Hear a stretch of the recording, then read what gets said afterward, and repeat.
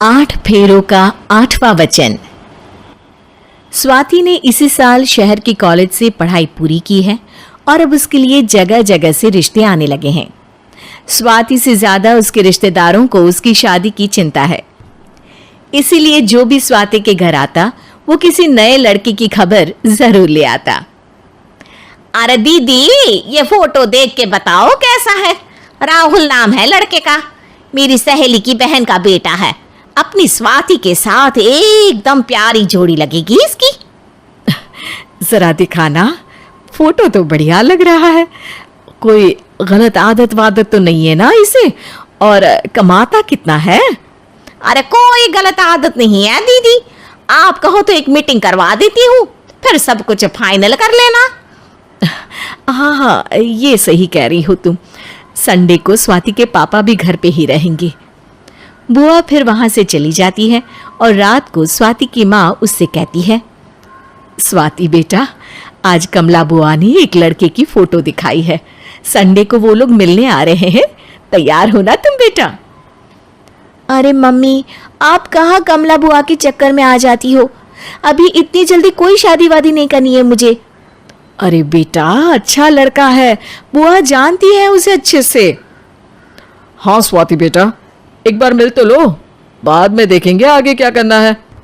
वैसे तो कमला रिश्ता लाई है तो मना करने का तो कोई सवाल ही नहीं उठता। संडे की सुबह होती है और कमला बुआ राहुल और उसके मम्मी पापा को लेकर स्वाति के घर आती है। अरे आइए आइए भाभी, इसे अपना ही घर समझिए, इनसे मिलिए। ये मेरे भैया और ये मेरी भाभी हैं।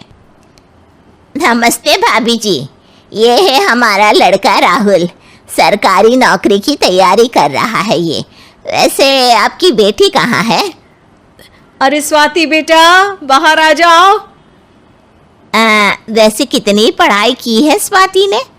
जी, पोस्ट ग्रेजुएट है हमारी बेटी साइंस में। ये सब तो ठीक है, पर घर संभालना जानती है या नहीं? हमें कौन सी इससे नौकरी करवानी है, नौकरी तो मेरा बेटा करेगा ही। पर मैंने इतनी पढ़ाई की है और आप चाहती हैं कि मैं घर पर ही बैठी रहूं? अरे स्वाति बेटा, ये बड़ों की बात में तुम कहाँ बोल पड़ी? हम सब देख लेंगे क्या करना है क्या नहीं। हम तो इसी बात में विश्वास करते हैं कि घर के लड़कियां घर में ही रहे तो ज्यादा अच्छा रहता है। वरना भाई साहब, आप तो आजकल के हाल जानते ही हैं, कितनी घटनाएं होने लगी हैं औरतों के खिलाफ। स्वाति बेटा, रसोई का काम तो पूरा जानती हो ना? शादी के बाद तुम्हें ही संभालना है वो सब।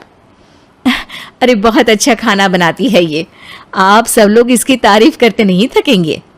लो भाई, हो गई मीटिंग, अब शादी की तारीख फाइनल कर लेते हैं, क्यों भैया?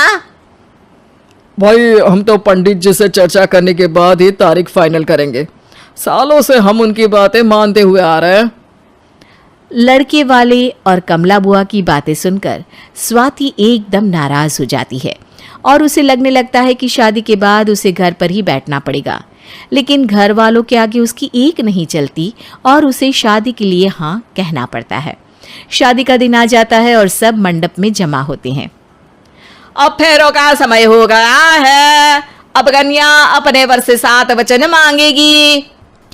आप किसी धार्मिक आयोजन में जाएं तो मुझे भी ले जाएंगे।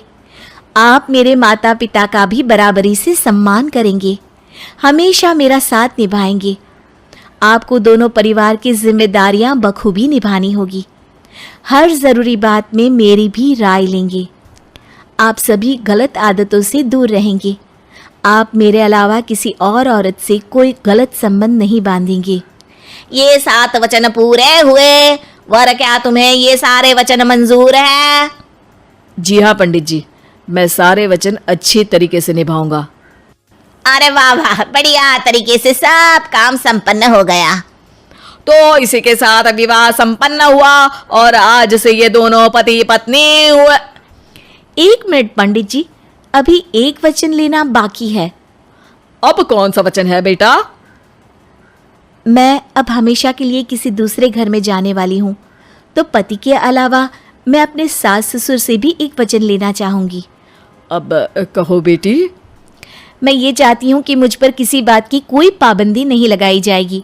मुझे सब कुछ करने की आज़ादी होगी और मैं भी विश्वास दिलाती हूँ कि मैं एक अच्छी बहू बन के दिखाऊंगी।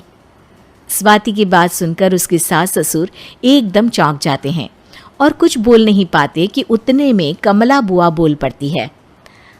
अरे बेटा, ये भी कोई कहने की बात है? रानी बन के रहोगी तुम तो। वचन देने से पहले सोच लीजिए, क्योंकि शास्त्रों में वचन ना निभाने वालों के लिए नरक से भी बदतर सजा लिखी है। स्वाति की चालाकी से वहां मौजूद सब लोग प्रभावित हो जाते हैं और लोगों में बदनामी ना हो जाए, इस कारण स्वाति के सास ससुर को उसे वचन देना पड़ता है। और कैसी अपशकुन वाली बातें कर रहे हैं आप पंडित जी? हमें मंजूर है बेटा तुम्हारी शर्त। स्वाति अपनी समझदारी से अपनी बात अपने ससुराल वालों से मनवा लेती है और खुशी खुशी राहुल से शादी कर लेती है। अब से हर शादी में मैं खुद 8 वचन दिलवाऊंगा। ओम मंगलम मंगलम मंगलम।